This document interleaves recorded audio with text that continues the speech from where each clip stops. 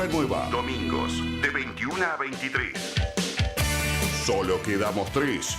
Un programa de interés general que analiza los temas de actualidad con información, entrevistas en vivo, música y humor. Solo quedamos tres. Los domingos, de 21 a 23. La programación de Radiarte se renueva. Lunes. Tiempos de fe y luz. Todos los lunes, cada 15 días, de 20 a 21 horas. Un espacio para interactuar a través de la energía y la evidencia. Tarot con el público. Cadena de oración. Hablamos temas generales y diversos de religión, además de sugerir ciertos tipos de ayuda, emocional y espiritual. Tiempos de fe y luz. Cada 15 días. Los lunes, por Radiarte. La programación de Radiarte se renueva. Los lunes, cada 15 días. No te sientas solo. Un programa para hablar e interactuar con los oyentes sobre salud mental, patologías, discapacidades. Un programa de autoayuda y sugerencia para enfrentar el diario vivir. No te sientas solo. Los lunes, cada 15 días, de 20 a 21 horas.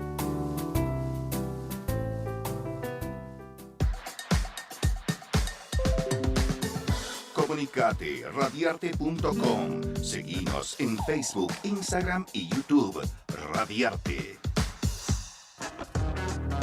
¿Quieres formar parte de Radiarte? ¿Quieres tener tu propio programa? Contáctate con nosotros. Tenemos una propuesta para ti. 095 11 75 49. 095 11 75 49.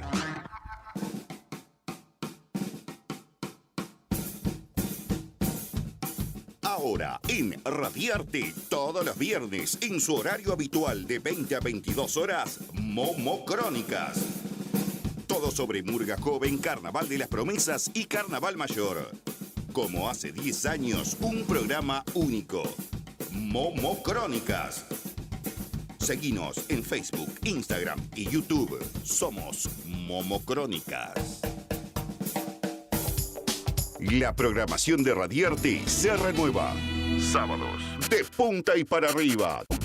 De 13 a 15, un programa de actualidad deportiva, sobre todo básquetbol y fútbol. Mucho debate y mucha opinión. Análisis del campeonato uruguayo y copas internacionales. Selección nacional, información de fútbol femenino. De punta y para arriba. Los sábados, de 13 a 15. La programación de Radiarte se renueva. Todos los sábados, a partir de las 20 horas. El show debe continuar con toda la información, columnas de salud integral, mujeres de negro y mucho más. El show debe continuar. Sábados, 20 horas, por Radiarte.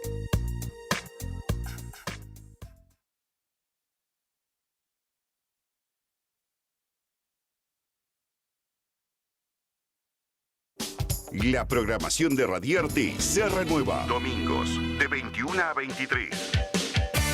Solo quedamos tres. Un programa de interés general que analiza los temas de actualidad con información, entrevistas en vivo, música y humor. Solo quedamos tres. Los domingos, de 21 a 23. La programación de Radiarte se renueva. Lunes. Tiempos de fe y luz.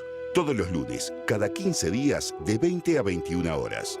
Un espacio para interactuar a través de la energía y la evidencia. Tarot con el público. Cadena de oración. Hablamos temas generales y diversos de religión, además de sugerir ciertos tipos de ayuda, emocional y espiritual. Tiempos de fe y luz. Cada 15 días. Los lunes, por Radiarte. La programación de Radiarte se renueva. Los lunes, cada 15 días. No te sientas solo. Un programa para hablar e interactuar con los oyentes sobre salud mental, patologías, discapacidades. Un programa de autoayuda y sugerencia para enfrentar el diario vivir. No te sientas solo. Los lunes, cada 15 días, de 20 a 21 horas.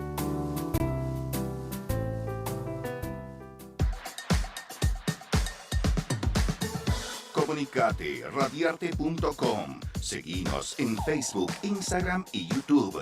Radiarte. ¿Querés formar parte de Radiarte? ¿Querés tener tu propio programa? Contactate con nosotros. Tenemos una propuesta para ti. 095 11 75 49. 095 11 75 49.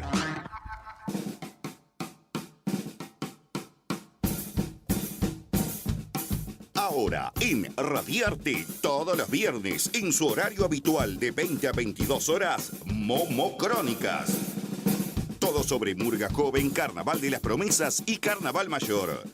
Como hace 10 años, un programa único. Momo Crónicas. Seguinos en Facebook, Instagram y YouTube. Somos Momo Crónicas. Nacional, nacional.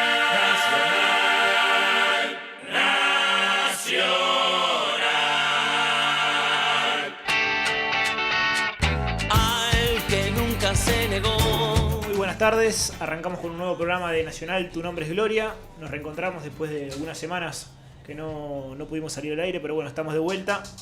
El saludo grande a todos los que están del otro lado y bueno, a los invitados también del día de hoy, como siempre Germán, Claudio, Gustavo, y también tenemos la gran invitación de poder tener aquí en el estudio al doctor Hernán Navascués, una persona muy importante en la historia del club, y bueno, es un gusto que estés acá visitándonos.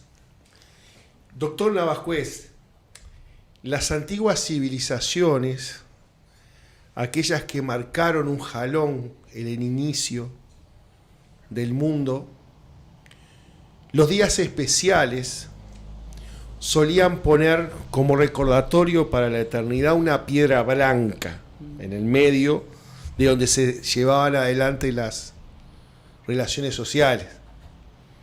Hoy para este grupo, para este programa, es un día de piedra blanca.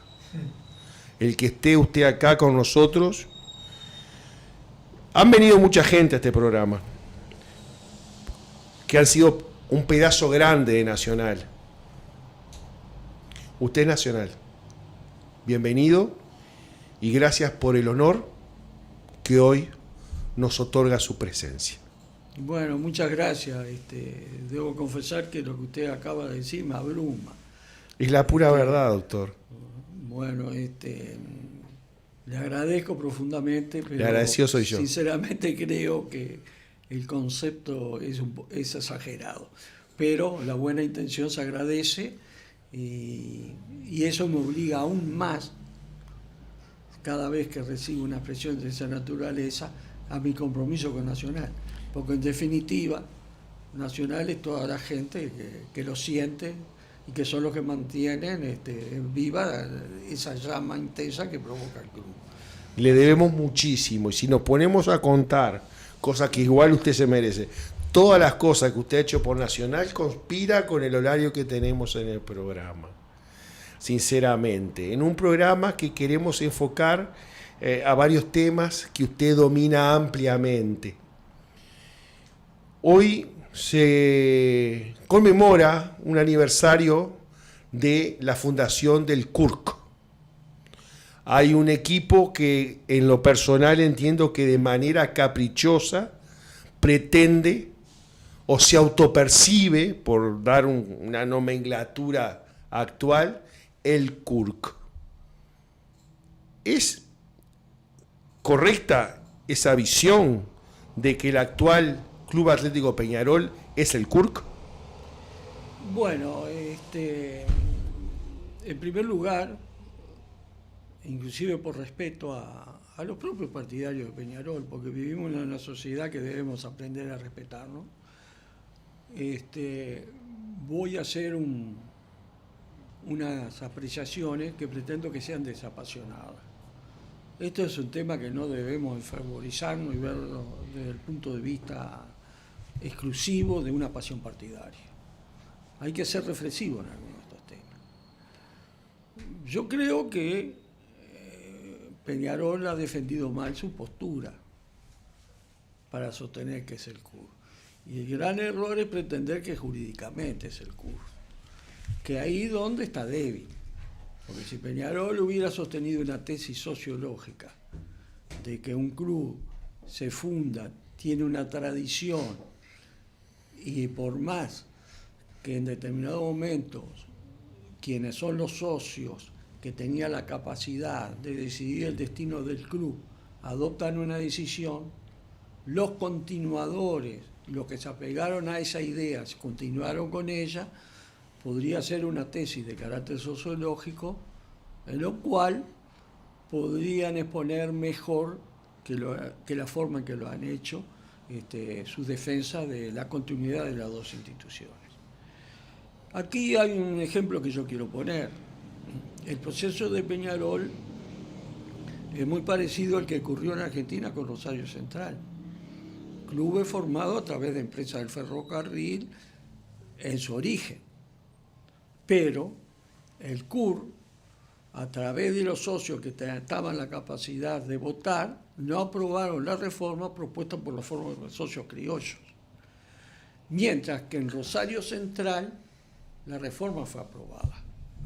Y ahí hay una diferencia fundamental. Y yo pregunto, ¿cómo ante una circunstancia que es igual, donde hay un ordenamiento jurídico originario que son los estatutos de Rosario Central en un lado y del CUR en el otro, se produce una asamblea en la cual uno para obtener la continuidad proponen una reforma que es aprobada y en el otro club esa reforma es rechazada? El resultado en definitiva puede ser el mismo de la continuidad. Creo que el ejemplo con Rosario Central demuestra que ahí hay un quiebre institucional. Eso no quita que los partidarios uruguayos, orientales, criollos del CUR insistieran en querer continuar con el club y a cuyo efecto utilizaron una serie de mecanismos pretendidamente jurídicos, pero que en definitiva no los eran, a los efectos de querer evidenciar su continuidad jurídica. Acá el elemento probatorio más claro sobre este tema está en los propios estatutos de Peñarol. Porque, producido el problema, hay una figura clave en Peñarol. Yo diría que dos figuras clave en Peñarol, y eso es lo que yo quiero resaltar fundamentalmente. Y quiero llamar incluso a reflexión, me animaría a llamar a reflexión a los propios partidarios de Peñarol. A los efectos de que Peñarol pudiera establecer esa continuidad, hay dos figuras fundamentales. Una se llama Percy Sheffield, que era el presidente, el gerente de los ferrocarriles del Estado, y el otro se llama Félix Poleri, que fue el que hizo los primeros estatutos de Peñarol. Sin embargo, estas dos personas, que fueron los que dieron la continuidad o le permite sostener la continuidad, que buscaron el mecanismo para así hacerlo, no dudo de sus buenas intenciones que lo sentirían, estas dos personas son ignoradas por completamente en la historia de nuestra tradicional rival, y el estadio del club lleva el nombre de Henderson, que ni siquiera jugaba al cricket, jugaba al polo, y no le interesaba el fútbol. Pero ese afán de decir somos los mismos, en donde seguramente la ofensiva nacional ha incidido, lo lleva para dar una continuidad que no solamente es jurídica, que debe mostrar que es de todo punto de vista, le pone el nombre a personas que verdaderamente no se entiendan. El episodio es que cuando fracasa la posibilidad de la reforma, porque no votan la misma, y entre ellos quien no vota la reforma es John Haldane, que en aquel momento, que fue una figura central de Peñarol, se significó también que tuvo importancia en el fútbol uruguayo, por el estilo del pase corto, el estilo escocés, que dice que fue creador, así como los Céspedes tienen un inicio en el nacimiento del fútbol criollo, en otra modalidad del fútbol lo tuvo John Haldane. John Haldane tampoco votó la reforma. Algunos dicen, no, lo que pasa es que tenía temor de que lo echaran del ferrocarril. Pero lo que pasa es que ahí había un conflicto entre la empresa del ferrocarril y los partidarios del club, porque cuando se producían los partidos había desórdenes y había roturas inclusive. Y por eso el Ferrocarril decide finalizar con el club de fútbol. Continuar, sí, sus actividades deportivas, pero terminar con el club de fútbol. Eso determinó esa reacción de los criollos de querer seguir con el club, el intento de la reforma que no son aprobadas. Pero aquí es donde el gerente del ferrocarril hace un doble juego. Percy Sheffield. ¿Qué es lo que hace Sheffield? Sheffield le envía una nota a la Asociación Uruguaya de Fútbol donde dice que las relaciones con la institución seguirán con una asamblea de asociados realizada el 13 de diciembre de 1913 en la Asociación Uruguaya de Fútbol, donde participaron socios criollos del club, incluso otros que no eran. Ya al origen no eran socios del club, ya no tenemos una asamblea legitimada por el club. Pero sucede que Sheffield dice a la Asociación Uruguaya de Fútbol, las relaciones continúan con esta comisión directiva. Y por otro lado, Sheffield le comunica a la empresa Ferrocarril que el elemento criollo ha formado un nuevo club, Clarísimo. Y constituido su domicilio fuera de esta localidad. Es decir, Sheffield hizo ese doble juego, quedó bien con las dos partes, pero esa figura, que desde el punto de vista de Peñarol es clave para comprender el problema, Peñarol la ignora. Claro. Por otro lado, entra a jugar Félix Poleri, que hace los nuevos estatutos. Entonces, ¿qué sucede? En el artículo primero de esos estatutos, Félix Poleri dice, pone, en la ciudad de Montevideo funciona como asociación civil el Club Atlético Peñarol. Desde el 28 de noviembre, del 28 de septiembre de 1891 hasta el 13 de diciembre de 1913 se denominaba Club Atlético Peñarol. Es decir, ahí le quiere dar en el expediente, está en el expediente la personalidad jurídica. Claro, le quiere dar, ahí le da la continuidad. Y atención, yo no dudo de que Poleri lo sintiera así. Pero el tema no es cómo se siente, cómo se hace. Claro. El tema es cómo se analiza la raíz de los hechos. Entonces ahí pretende dar una continuidad. Pero aquí hay algo muy importante. Y lo que yo digo, porque todos analizamos con escrito de acá, ¿no? Yo me baso en el propio expediente de personalidad jurídica Peñarol. Cuando se presentan esos estatutos, el oficial Barsi, lo digo de memoria, expresa en una constancia que deja, no se acompañan los estatutos del CUR. Obsérvese, el oficial dice, no se acompañan. Él vio el tema. El oficial Barsi lo vio el tema. Y muchos años después, en el año 57, 58, Peñarol intenta hacer una reforma estatutaria, y en esa reforma estatutaria vuelven a incluir esa frase, con una diferencia que ya lo hicieron en una reforma del 39. Habían puesto, se llamó CUR Peñarol, decía el primero, pues la segunda dijeron, le quitaron la expresión, variaron la expresión. Ya tenemos un elemento que está en el estatuto. En un estatuto cuyo artículo primero le quita una palabra después para dar la sensación de mayor continuidad. Y cuando en el 58 se va a producir esa segunda reforma, el doctor Héctor Clavijo del Ministerio entonces de Instrucción Pública y Previsión Social, lo que hoy sería el Ministerio de Cultura, hace un informe sobre los estatutos y dice, el artículo primero, en referencia a la continuidad del CUR y Peñarol como una misma institución, no puede interpretarse como un reconocimiento oficial de que son la misma institución, aspecto sobre lo cual es notorio que existe una polémica sustantiva. Hace esa observación y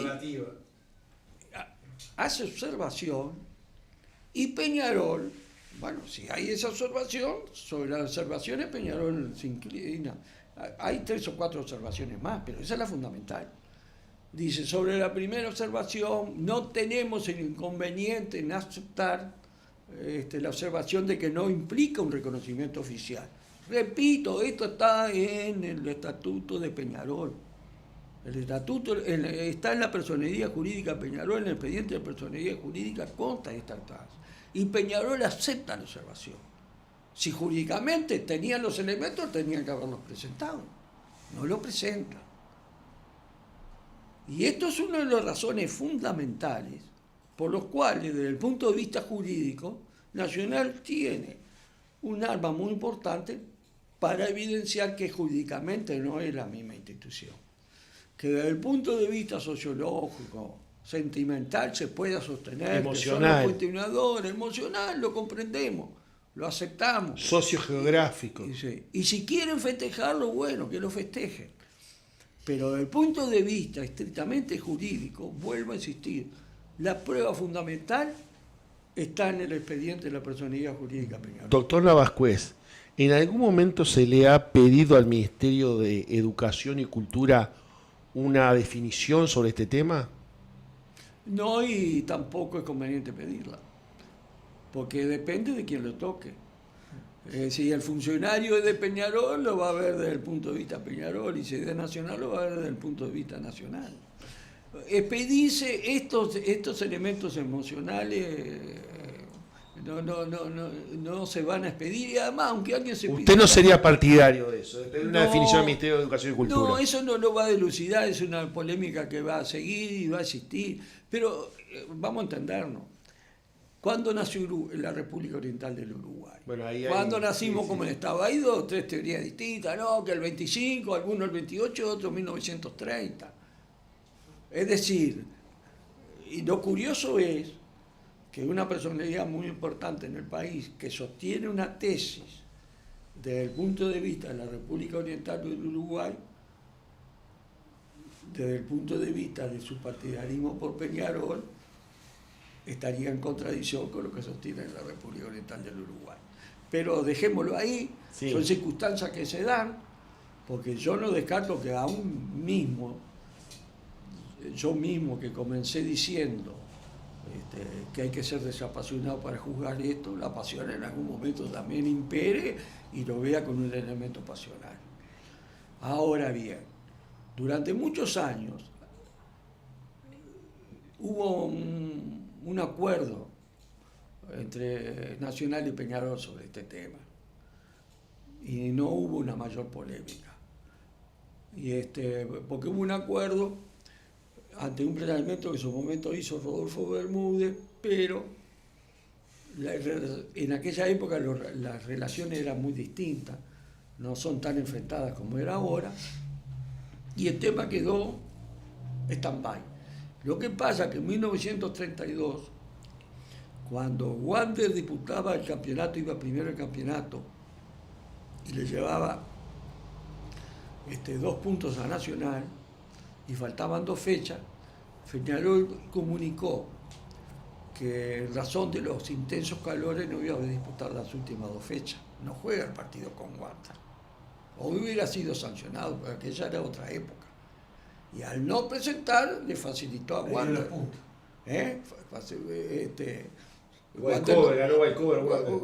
Ganó Wander por walkover.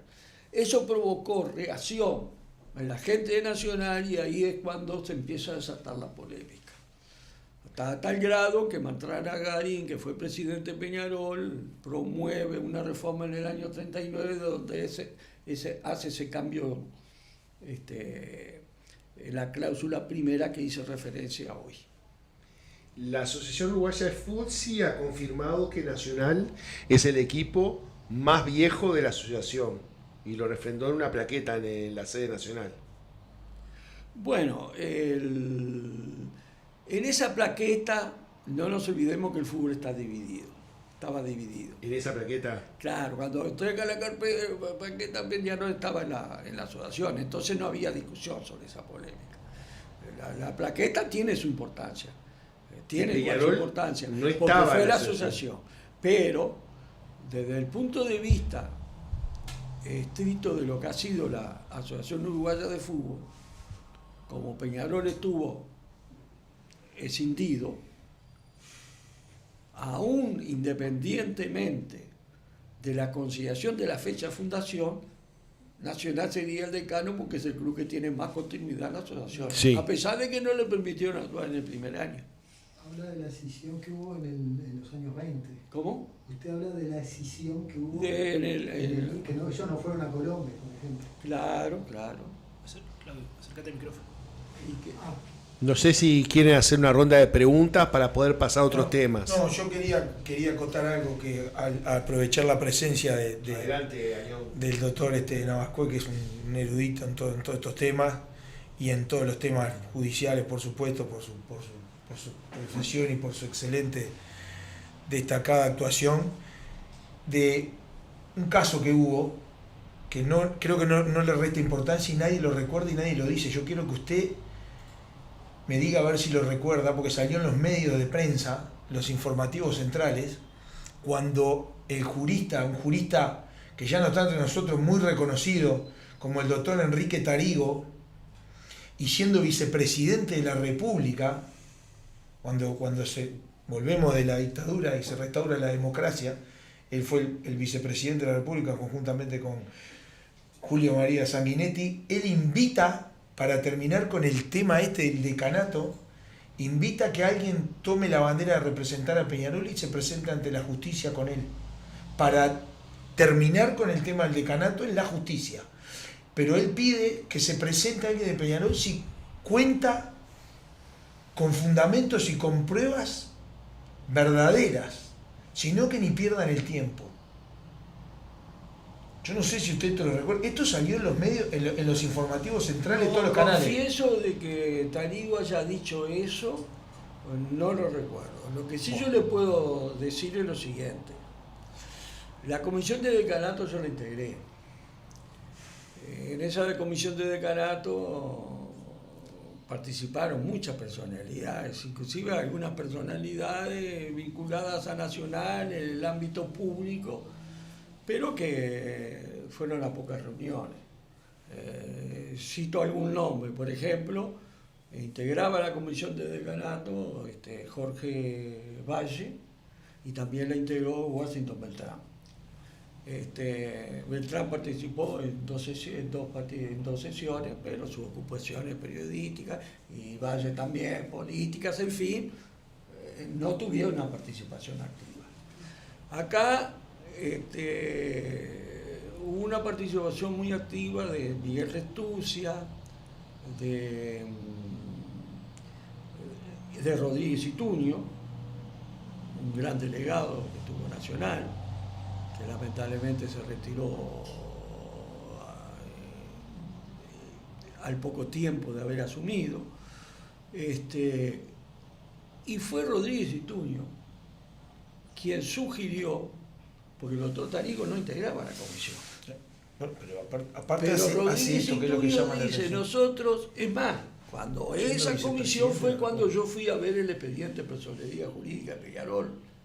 Yo pensé que algo importante podía haber, por eso estoy citando con tanta propiedad.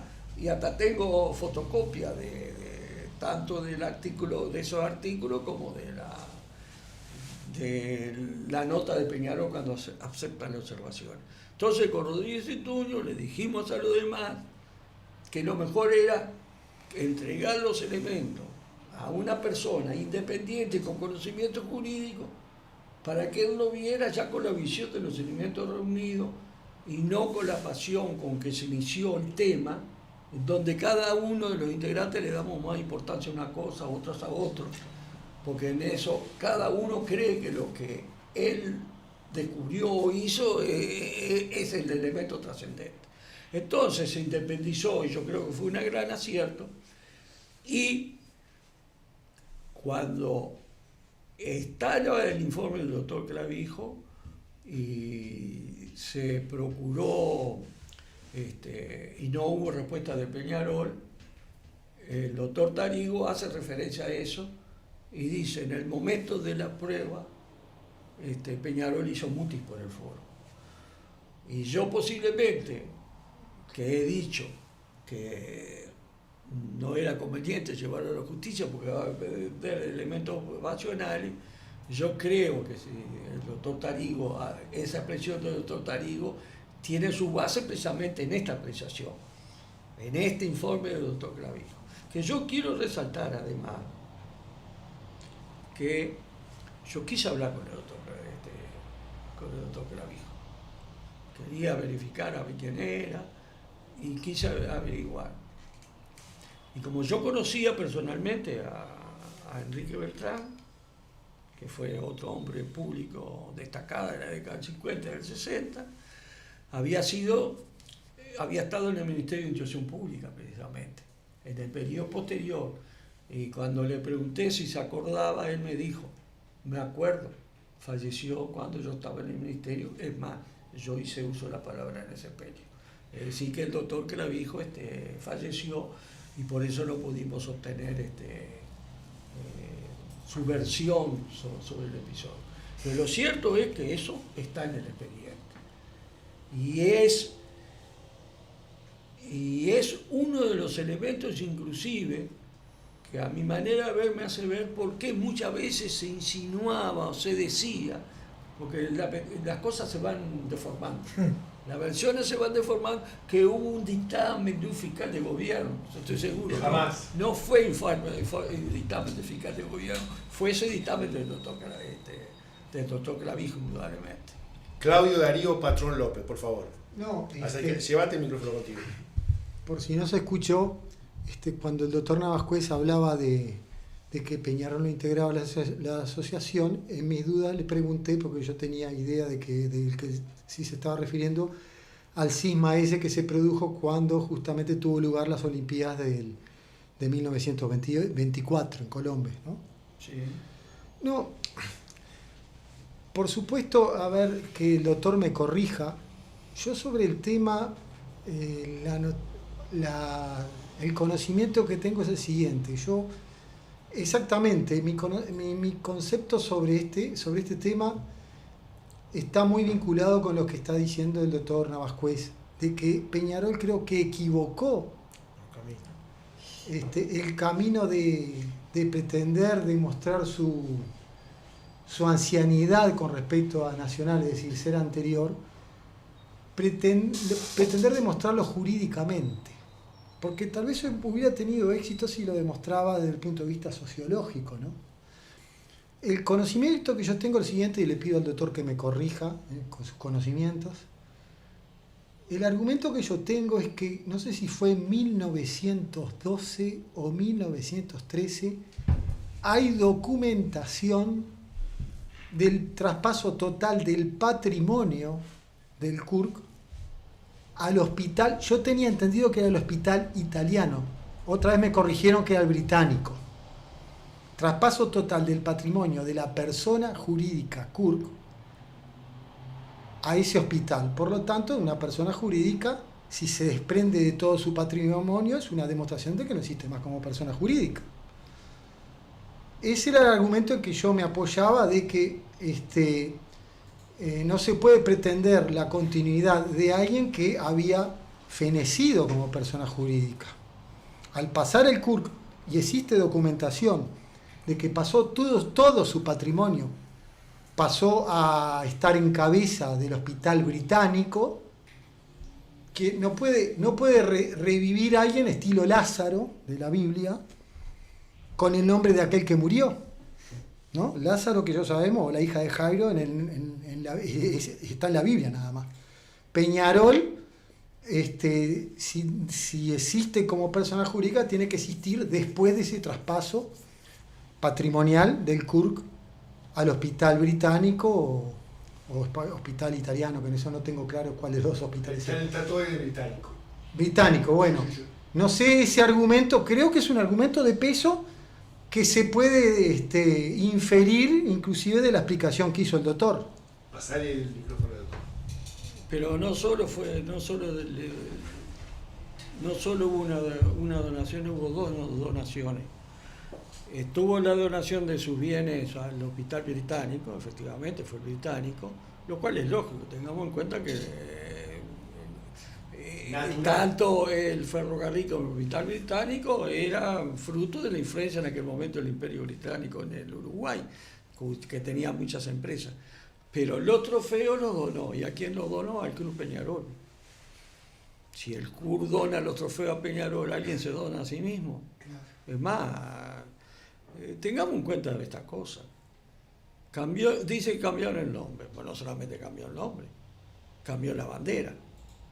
La hicieron a semejanza un poco de la bandera uruguaya, con la franja, la bandera del CUR, los colores. Es decir, son muchos los cambios como para sostener que fue un simple cambio de nombre. ¿Hay un acta de cierre jurídico del CURC? No, eso no lo sé, pero... Hay una votación que decide sacar el fútbol. El fútbol sí. No, acá hay sí, acta sobre... referido al asunto de la asamblea, sí. De que el fútbol dejaba de formar parte de su deporte, sí. Sobre todo, más que nada, del fútbol diputado a través de la liga. Porque el CUR incluso jugó al fútbol después. Hubo un partido en Rivera, también está documentado, que el CUR se presentó en Rivera. El mismo día que Peñarol jugaba en Montevideo. En Montevideo, sí. ¿Cómo se puede superar esa barrera, doctor, y decir que son el mismo equipo? No, esta es una discusión que nunca va a cesar, va a seguir siempre. Todos los procedimientos... Mire, los juicios históricos dependen de muchos elementos. No hay ningún ser humano que esté situado en un punto fijo de la Tierra como para poder observar todos los actos de los hombres. Cuando nosotros nos formamos una opinión de un episodio, un hecho que está compuesto de 10 elementos, conocemos 3. Tenemos una posición cuando conocemos 3 elementos. Si de repente conocemos 2 más, cambiamos opinión. Pero si después volvemos a conocer a un otro 3 más, podemos volver a la primera o ir a una tercera. No, conocimiento de todos los actos de todos los hombres nadie tiene. Son aspectos parciales de conocimiento y sobre eso nos referimos. Ahora, muy bien, lo que sí tiene que valer es un hecho concreto. Si nosotros salimos a la calle y observamos que 2 autos chocan, hay un hecho, un choque, una colisión entre 2 autos. Ahora, cuando empezamos a ver quién tuvo la culpa, si uno se adelantó, confieso que yo no conozco nada porque no sé manejar, nunca manejé un auto, así que no tengo conocimiento en materia de automovilismo, pero ahí empezamos a discutir de quién fue la culpa y ya cada uno en la interpretación va variando. Entonces, una cosa es los hechos como ocurren y otra cosa es cómo los hechos se interpretan. Es un hecho de que la votación en el CUR para pasar a ser Peñarol fue rechazada. Eso es un hecho. Fue rechazada. Eso es un hecho objetivo. La interpretación de lo que sucedió posterior retrotrae a ese hecho para darle una interpretación. Y otro, que creo que está más apegado al hecho, que somos nosotros, le damos la interpretación de lo que se deriva del hecho en sí.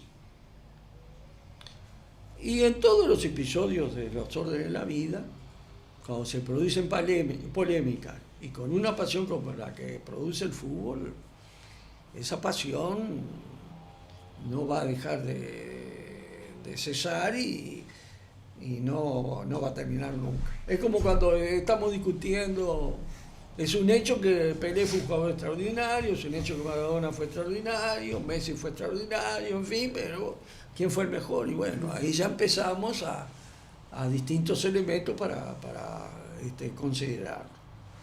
Ahora, en el episodio en sí, el decanato. En el episodio en sí, en el decanato, vuelvo a señalar que este sí es un hecho objetivo, que la observación sobre la posibilidad de evidenciar la continuidad nunca Peñarol la levantó. Eso es un hecho. Y ese es un hecho que yo creo Contundente. determinante a los efectos de la posición de Nacional. Y con respecto a lo de ir a la justicia, lo que pasa que, claro, como dice el doctor, el ser decano de algo no merece la titularidad de un derecho subjetivo como para ir a pedir un juicio declarativo ante el tribunal. Corríjame, doctor, usted que es abogado, porque para ir a un tribunal, para que se manifieste, es cuando hay un derecho subjetivo que está discutido, que se busca certeza sobre esa situación jurídica.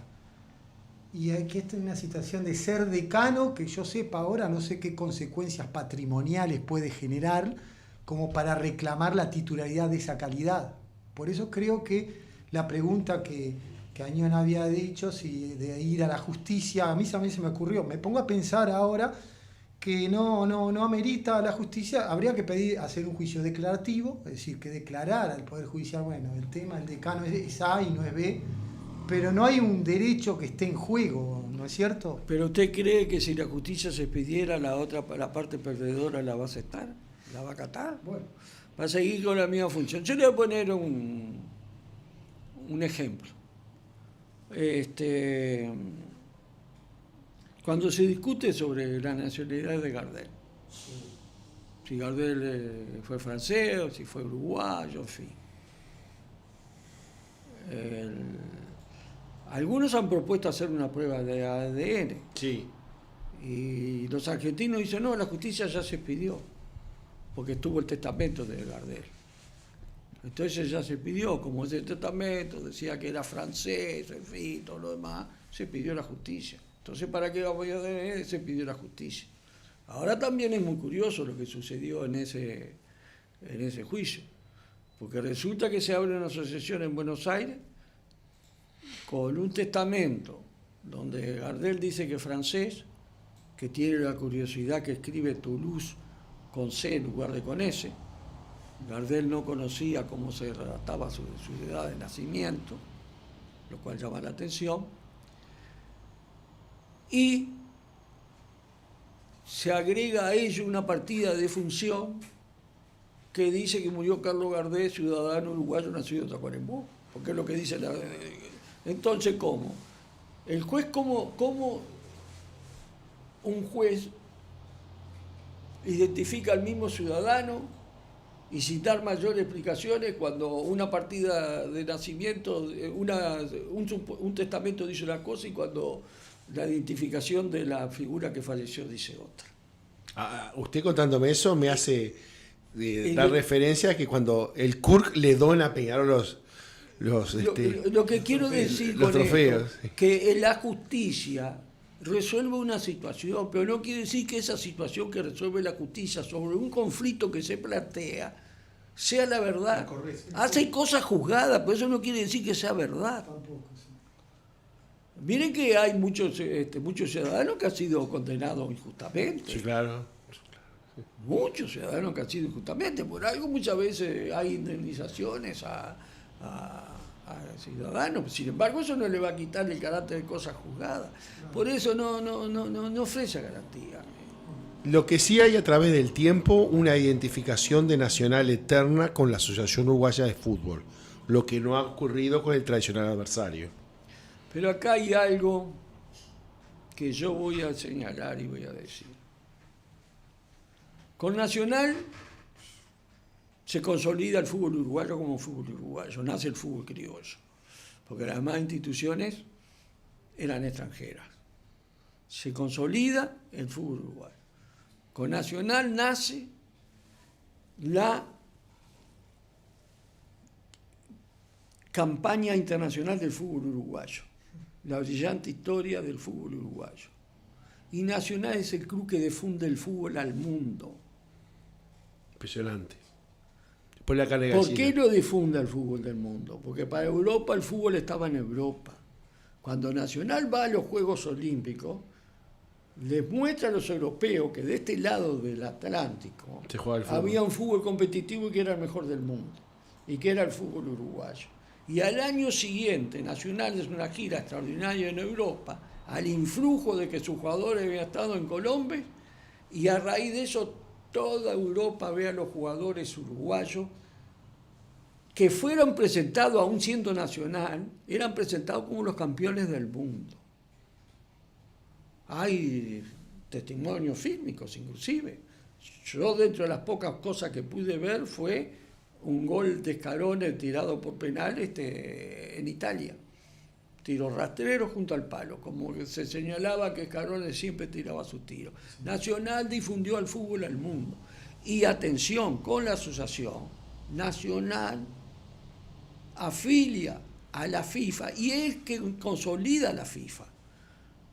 Porque la historia del fútbol fue una lucha permanente entre la FIFA, que inició con unos pocos clubes, y la Federación Inglesa, que era aislacionista, porque hasta en 1924 la Asociación Uruguaya de Fútbol, a través de la Asociación Argentina, de una de las asociaciones, porque el fútbol también estaba dividido, estaba afiliado a la Federación Inglesa. Pero para participar a los Juegos Olímpicos había que afiliarse a la FIFA. Y Nacional le encomienda, a través de Pedro Manini Río, fundador de Nacional, que era ministro de Relaciones Exteriores, al doctor Juan Antonio Güero, las gestiones para la afiliación de la FIFA. Vamos a señalarlo, vamos a ser justos. Juan Antonio Güero, que no era en aquel momento un fanático del fútbol, era partidario de Peñarol. Muy bien. Pero él cumplió una misión como diplomático, encargado por el Ministerio de Relaciones Exteriores, y logra la afiliación. A tal punto que Güero es el primer vicepresidente no europeo de la FIFA. Pero volviendo al que Nacional difunda el fútbol en el mundo, ¿de quién es el proyecto de realizar el Campeonato del Mundo en 1930 en Uruguay? De Usera Bermúdez y Roberto Espino. Sale de Nacional. No solamente difundimos al fútbol, que yo tengo una explicación de cómo fue que se produjo la afiliación de Nacional y la ida Nacional, porque encontré unas actas muy interesantes una vez en Nacional. Pero Nacional no solamente va a Colombia, promueve después la gira que era tanto los partidos que tenía, que a raíz de eso es como Boca Juniors realiza también la gira por Europa, una gira que Boca le da mucha importancia, que es lo que a Boca Juniors le da, lo vuelve un episodio muy importante para que Boca Juniors se volviera popular. Pero no solamente difunde eso, sino que además promueve la realización del primer campeonato del mundo en Uruguay. Doctor, ¿puede ser que para la FIFA era fundamental que se celebrara ese campeonato del mundo porque le iba la vida misma como organismo? La FIFA, los efectos de... Lo que pasa que la Federación Inglesa se retira porque la FIFA comienza, después la Federación Inglesa toma una participación importante en la FIFA, se da cuenta que a los efectos de seguir teniendo un predominio que era importante, que participaba en la FIFA, pero en el año 18 la Federación Inglesa se retira, ahí le deja el campo libre a Francia, a la Federación Francesa, donde adquiere gran importancia la figura de Jules Rimet. Sí. ¿Y por qué se retira la Federación Inglesa? Porque la Federación Inglesa pretendía, junto con alguna otra asociación, que Alemania, Italia, algunos países que habían participado en la Primera Guerra Mundial, no fueran afiliados a la FIFA. Y al no hacerse lugar a su petitorio, se retira. Y ahí entonces empieza Jules Rimet, que a los efectos de darle importancia, ya la FIFA había logrado algo muy importante con el Comité Olímpico Internacional.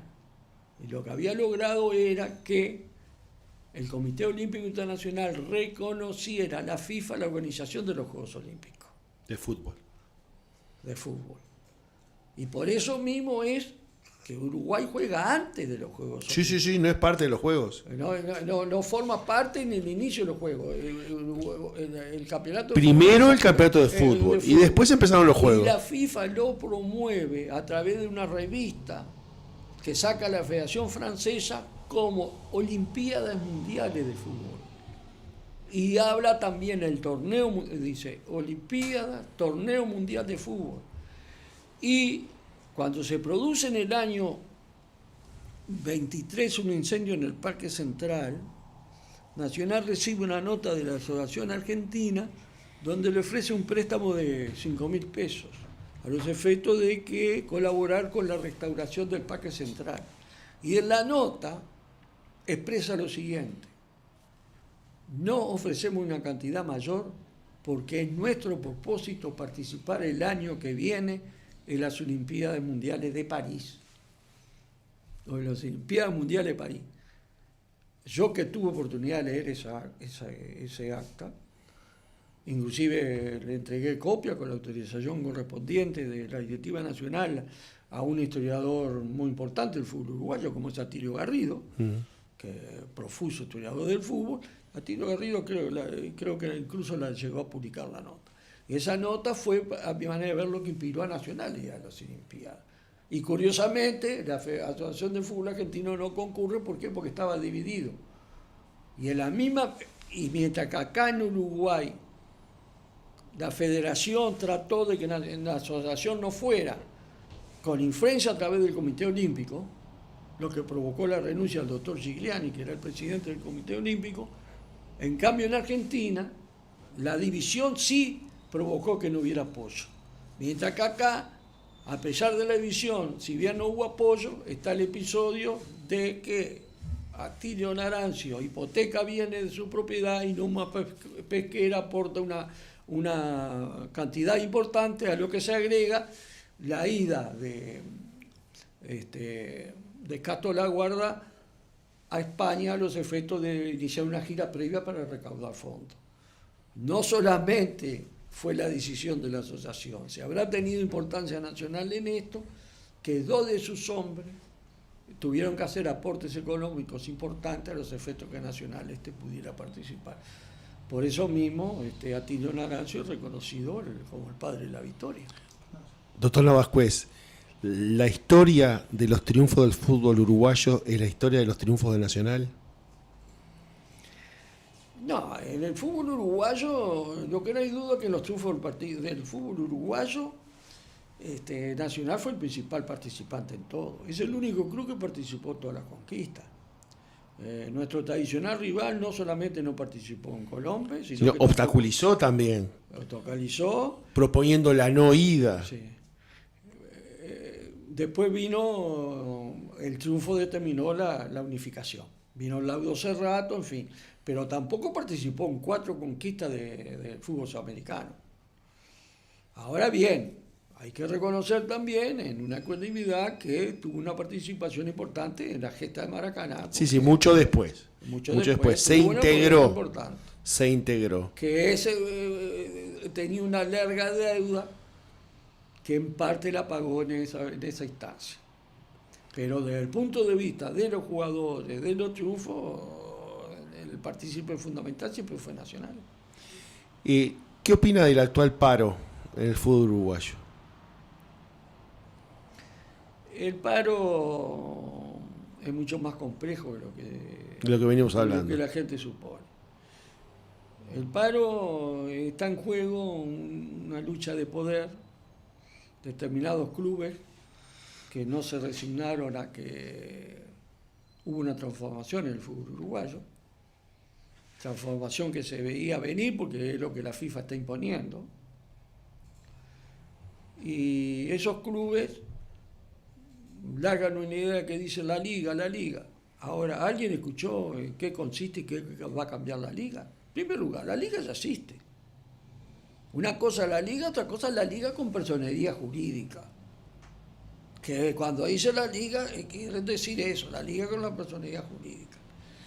Y entonces hay aspectos donde la Asociación Uruguaya de Fútbol quiere tener una tutela amplia y por otro lado hay clubes que quieren formar una sociedad anónima, una personería jurídica, que yo creo que es legítimo eso, que se forme. El tema es cómo se forma. Y acá está cometiéndose el error de un grupo de clubes que a su vez parten al propio fútbol profesional, porque en forma regimentada, sin pasar por el Consejo de Liga, van y adoptan resoluciones, obviando lo que es la otra mitad del fútbol uruguayo, profesional uruguayo. Este es un tema que hay que solucionar. Si Nacional, ¿qué papel está jugando en este problema? No, es parte de la solución.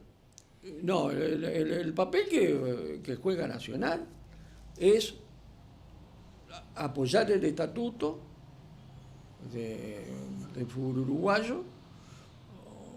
Es partidario de la Liga, pero es partidario de la Liga respetando ciertos ordenamientos que los actuales clubes impulsados no han respetado. Han creado una comisión provisoria, a mi manera de ver que es ilegítima, pero sobre todas las cosas hay algo que es un proceso de legitimación a través de la y un proceso de transición. La posición de Nacional es que hay que hacer esa posición de transición a los efectos de que se produzca la legitimación y poder finalizar el problema y no esté en pugna permanente la Liga con el fútbol. Ahora bien, con o sin Liga, la política de selecciones corresponde a la Asociación Uruguaya de Fútbol. Con o sin Liga, el registro de jugadores pertenece a la Asociación del Fútbol Uruguayo. Con o sin Liga, los pedidos de transferencia los fija la Asociación Uruguaya de Fútbol. Con o sin Liga, el sistema de transferencias que en este momento está computarizado pertenece a la Asociación Uruguaya de Fútbol. Con o sin Liga, los derechos de televisión y de multimedia correspondientes al fútbol profesional corresponde al Consejo del Fútbol Profesional. Los de selecciones al fútbol uruguayo. Lo que pasa es que ahí empiezan a entrar otros factores, que es la pugna por los derechos de televisión. Que este es el verdadero problema. El verdadero conflicto no es tanto lo que ganan los jugadores de la B. Es un conflicto dentro del que puede haberse iniciado la mutual para establecerlo. Pero desde el punto de vista de lo que es lo que está trabando es que tanto de parte de la asociación como por otro lado del club de la Liga dice no, la competencia es mía, el otro no me corresponde a mí, y en ese medio de discusiones la situación se ha venido entreverando. Y va a haber fútbol, se soluciona este problema, pero ese problema, si no se hace el periodo de transición, que es lo que Nacional entiende que debe hacerse, yo creo que el problema va a seguir subsistiendo. Estamos en vías de solucionar este tema. Y no, el paro se va a solucionar, la competencia ahora se va a desarrollar. Se dice que el problema es los cómo capitanes... se sigue actuando jurídicamente después. Ese es el otro tema. O sea, este campeonato se termina, hay que ver qué sucede después. Sí, no, pero por eso, sí. No, yo creo que tiene que haber un diálogo, tiene que haber empezar. Yo tengo, con quienes están en la otra posición, tengo con muchos de ellos muy buena relación. Y hablando con algunos de mis amigos, cada uno defiende su interés, yo voy a señalar, yo personalmente, del delegado del líder por Adrián Leisa, soy amigo personal, le tengo gran aprecio, tengo un trato muy cordial, tanto como García, que es delegado de Danubio, Carrau, que es delegado de Defensor. Y son personas con las cuales muchas veces decimos, bueno, a ver si buscamos terminar este problema de una vez. Tengo la esperanza de que eso ocurra. De cualquier manera, el fútbol es tan rico que aunque se vivan conflicto, igual sigue funcionando y sigue sucediendo. Yo a veces cuando me pregunto cómo hacen los cuadros de fútbol para subsistir, es un verdadero milagro. Tengamos en cuenta que Madrid, con el doble de habitantes de Montevideo, tiene 3 cuadros de fútbol, de los cuales 2 son importantes. El otro de 3 o 4. Barcelona tiene un cuadro muy importante que es Barcelona y otro que es de mediana importancia como el Deportivo Español. El Deportivo Español. Y en cambio Montevideo, con 1,5 millones de habitantes, tiene 32 clubes profesionales. Es imposible. Vamos a decir, cuando se pretenda, dice, no, los salarios de la vez son muy pocos, pero lo que pasa es que la verdad es que no lo pueden pagar. Pero está todo centralizado en los 2 clubes grandes. Después, los otros, prácticamente que, no es que no, o sea, existen, pero el peso político y de la gente la tiene Nacional. Los clubes grandes tienen que hacer un esfuerzo económico muy grande, y todavía, aún con el esfuerzo económico muy grande que hacen, tampoco pueden competir económicamente con los clubes de Brasil. Sin duda. Tampoco podían con los de Argentina. La actual situación en Argentina ha achicado la diferencia. Quería preguntarle algo al doctor Navascués. ¿Usted qué opina de en qué ha ganado Nacional en todo este tema del paro? ¿Se ha beneficiado en algo desde el punto de vista más que nada futbolístico? ¿Usted cree que...? Y yo creo que el beneficio que tuvo Nacional fue la recuperación de Ginela y de algún jugador. Y la posibilidad de Gutiérrez de poder tratar de armar el equipo con un tiempo de trabajo que antes no tuvo. En ese sentido se pudo haber beneficiado. Pero atención, los demás equipos también se pudieran haber beneficiado. Claro. Peñarol tenía un partido muy difícil, tenía lesionado a Abel Hernández, a su centro delantero suspendido, y ahora le ha permitido recuperar alguna figura. Es decir, que el tema de los beneficios y los perjuicios son similares para todos. Y dejando un poco de lado el tema político, que la verdad que a nosotros, por lo menos a mí me gusta mucho hablar de lo que es el fútbol, ¿no? ¿Qué es lo que ha podido ver usted este año de Nacional? ¿Le ha gustado cómo juega el equipo de Gutiérrez? ¿Qué opinión le merece todo este tema? No, yo de Gutiérrez persona y de Gutiérrez profesional tengo muy buena opinión, una excelente opinión. El problema que ha tenido Gutiérrez es que no ha podido contar con un equipo estable porque hemos tenido muchas sucesivas lesiones. Muchas bajas, tanto y además hemos perdido jugadores. No nos olvidemos que poco antes de jugar un partido muy trascendente, Rocher se va para Internacional. Es decir, como hasta lo dijeron los comentaristas argentinos, lo que son las cosas. Dice, Rocher tenía que atajar contra Boca y ahora está atajando contra River. Y bueno, es así. El fútbol obliga continuamente a desprenderse de jugadores, no tenemos estabilidad, es muy difícil así trabajar. No es lo mismo para un técnico que dirige en Brasil con un cuadro que tiene estabilidad y que todavía se puede reforzar en cada etapa. Porque no nos olvidemos que cuando jugamos contra Boca, nosotros perdimos jugadores y Boca se reforzó. Sí, tal cual. Porque además toda la estructura de la Conmebol está establecida para favorecer a los cuadros brasileños y argentinos. Participan 6 y 7 equipos de Argentina y Brasil y no participan en la primera etapa. Y el tema de los todavía en la primera también. etapa no se enfrentan entre ellos.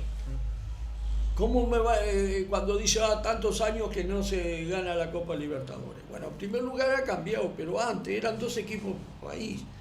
Ahora son muchos más de los equipos poderosos. Doctor, ¿eso no va en contra de la universalización de la competencia? Que un país tenga 6 representantes y otro 2 o 3.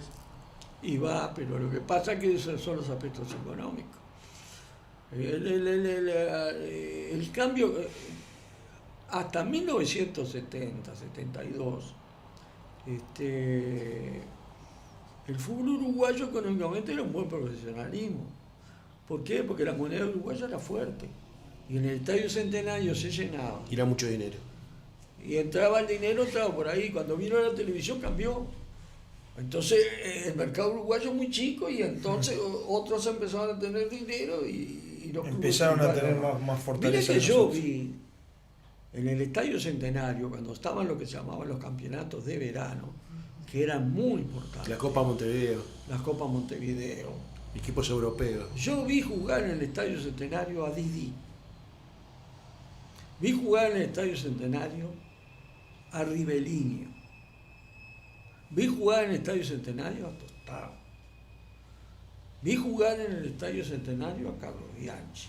Vi jugar en el estadio a Happen, figura del fútbol austríaco que después fue director de Holanda. Salvo Beto con la Alonso. única excepción de Beckenbauer, que cuando vino a Alemania no vino con Alemania. Yo creo que yo vi a los grandes jugadores del fútbol del mundo jugar en el Estadio Centenario. Yo vi 4 veces jugar en el Estadio Centenario a Alfredo Di Stéfano, el jugador más completo que existió.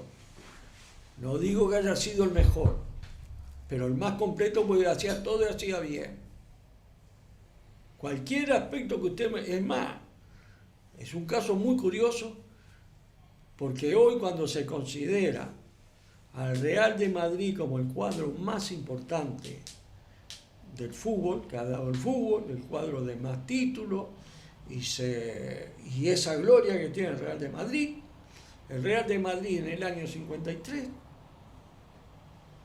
estaba en cuarto, quinto lugar dentro de lo que es el fútbol español, inclusive el Barcelona. El Atlético de Madrid tenía más copas en aquel momento que el Real de Madrid.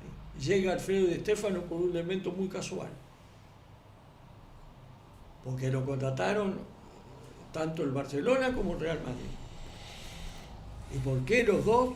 Porque había existido en Colombia lo que se llamaba una liga pirata, que estaba afuera y se llevaba jugadores sin pasar por el periodo de transferencia. Entonces, cuando después Colombia se oficializa, Di Stéfano estaba en Millonario, pero había sido jugador de River. Y Barcelona habla con River y Real de Madrid con Barcelona, se presenta un conflicto y la FIFA mandó un mediador. En aquel momento era una FIFA distinta y el mediador le propone que jugara un año en Barcelona y otro año en Real de Madrid y después adoptar una resolución definitiva. Pero ¿qué sucede? Barcelona contrata a Cubana y le dice al Madrid que se le da determinada cantidad, se queda tranquilo, con Di Stéfano. Y entra Di Stéfano. Kubala era un jugador espectacular, pero no era Di Stéfano. Kubala era un jugador espectacular, sí, pero no era Di Stéfano. Pero además Di Stéfano se transforma, es una cosa muy curiosa. El fútbol europeo en aquel momento era un fútbol de mucho pelotazo. No eso de que vemos el fútbol jugando, ahora que no, en aquella época era distinta.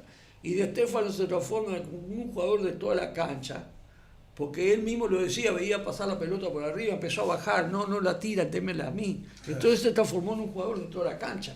Marcaba, cabeceaba, dribleaba, pateaba bien.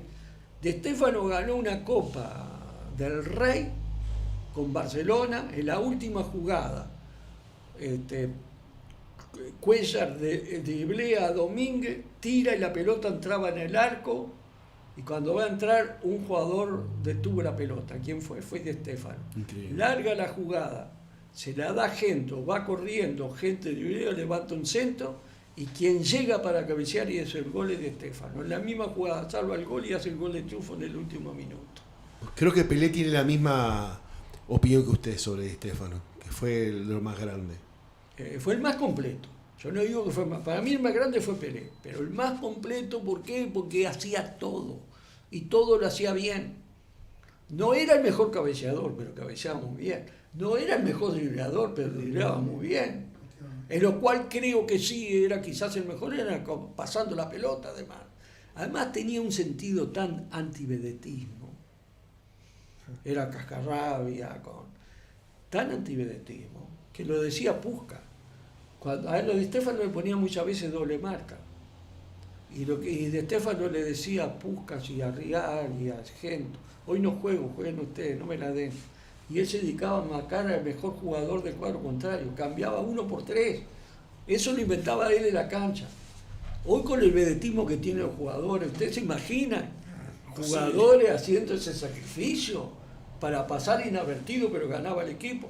Entonces Puskás decía, al otro día los diarios decían, Di Stéfano no brilló como otras veces, nosotros sabíamos que era el mejor jugador de la cancha. Fíjese a qué extremo llegaba Di Stéfano. Y el cuento, y yo le voy a contar algo que para demostrarlo, que a mí me sucedió una vez hablando con Ariel Krasowski. Krasowski fue el 5 en la Copa de Oro, jugaba en Wander, era jugador en Wander, y lo contrató Boca, y jugó en Boca. Krasowski llegó a ser compañero con Barcelona. En el 81. Y a mí me dijo una vez que Krasowski hablando, si a mí me preguntan qué jugador fue el que más me impresionó, yo digo Di Stéfano. Y me dicen, ¿cómo vas a decir Di Stéfano si vos ni lo viste jugar? Si vos no, jugué con él. Cuando fue director técnico de Boca, tenía 60 años, se metía con nosotros en los picados. en los entrenamientos y no lo podíamos parar. Nos mataba. Eso lo dijo Krasowski, que lo vio entrenando con él. Y por eso también cuando se dice, Aníbal Paso una vez dijo una frase muy interesante, porque cuando se dice que los de antes no podían jugar ahora, vamos a entenderlo. Si participamos, si partimos de la base que tendrían el entrenamiento de entonces, no.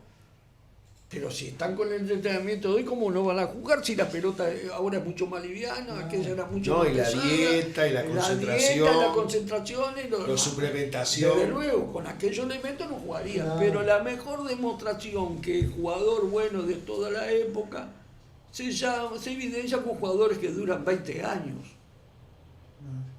Y el caso más claro es el de Stéfano. Un jugador del 45 deja jugar en el 65. Ya en el 65 el fútbol había cambiado. Uruguay y Argentina se sintieron impotentes en los campeonatos mundiales. Ya Europa con la preparación física nos mataba. Y sin embargo Di Stéfano corriendo los mataba a todos. Y bueno, y Di Stéfano es el creador de la grandeza Real de Madrid. Esa conjunción con Bernabéu y Di Stéfano. Por un episodio casual, cambia la historia, no era un club gran tradicional. ¿Y saben quién es el único técnico que salió campeón tanto con el Barcelona como Real de Madrid en España? Como técnico? No sé. Se llama Enrique Fernández. ¿Un uruguayo? Uruguayo, La Braga, Duarte, Petrón, Enrique Fernández y Iturbide, la máquina blanca nacional del 33. Jugador de Nacional, Enrique Fernández. Y fue técnico, fue campeón 2 años consecutivos con Barcelona. Ahí es cuando Barcelona empieza a resurgir. Y después es el primer campeonato que gana en el 53, 54 el Real de Madrid con Enrique Fernández. Fue técnico con los dos. Verificado, es el único técnico campeón con las 2 veces hasta acá. Sí tendremos para hablar, doctor, ¿eh? Nos vemos en octubre. Bueno, muy bien. Para hablar del quinqueño. De lo que sea, con mucho gusto, ¿no? Hay avidez para escucharlo sobre el quinqueño. Y después, cuando usted pueda también, un programa solo de Atilio García. ¿Qué le parece esta programación? Bueno, muy bien. Les puedo afirmar, fíjense que yo, en octubre, bueno, el 18 cumplo 84 años. Sus primeros 84. Y si habré visto fútbol, en mi primer partido en la cancha estaba Walter Gómez, estaba Di Stéfano, y Nacional River Plate argentino, vi jugar a Morena, Pedernera, en fin. Si habré visto fútbol, si habré visto jugadores, si habré visto con el transcurso del tiempo ídolos de Nacional, pues yo les puedo asegurar que no hubo un ser que haya despertado en una biblioteca tan grande como Atilio García. En una época que solamente lo conocían por los diarios, sí. No era esa difusión que ahora tiene con las entrevistas. Para mí va a ser un programa muy especial porque fue el ídolo de... García, si pasaba caminando por 18 la gente se paraba. Para mí va a ser un programa muy especial porque era el ídolo de mi padre. Bueno, la verdad que fue un placer escuchar a Hernán de todas las cosas que la verdad que nos nutrió y creo que nos vamos muy... Inclusive de la actualidad. De la actualidad y bueno, y de cosas que pasaron que por lo menos yo que no viví, así que bueno, le agradecemos a Hernán y a todos los que estuvieron del otro lado hasta el jueves que viene a las 18:30 aquí en Radio Arte. Muchas gracias. Bueno, muchas gracias a ustedes por la invitación. Pa' este candombe movido.